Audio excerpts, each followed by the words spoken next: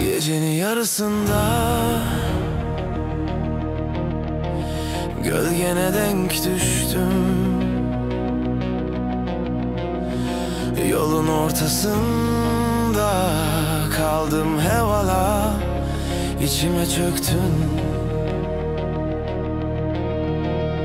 Bir sigara dumanında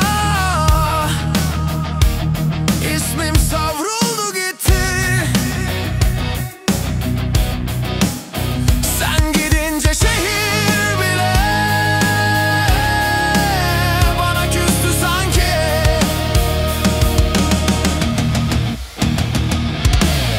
Yüreğimin külü hala senden eser. Kara bir rüzgar gibi geçtin içimden. Ne seni silebildim hiç, ne kendimi. Aşkın kaldı içimde, kırık bir ece gibi.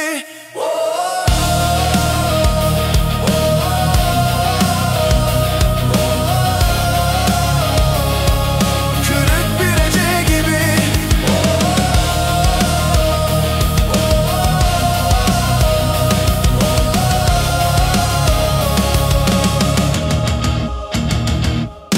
Kaldırımlar bilir ben seni nasıl sevdim. Düşe kalka yürüdüm ama senden dönmedim. Gözlerin bir çaresiz gece, bakınca içimde fırtına kopuyor ece ece.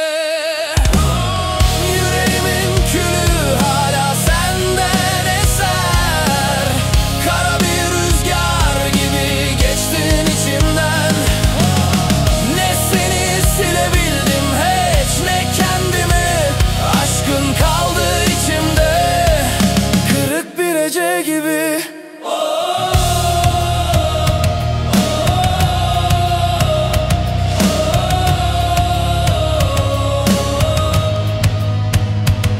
Belki başka bir şehirde, başka bir zamanda ikimiz de yaralarımızı sararız aynı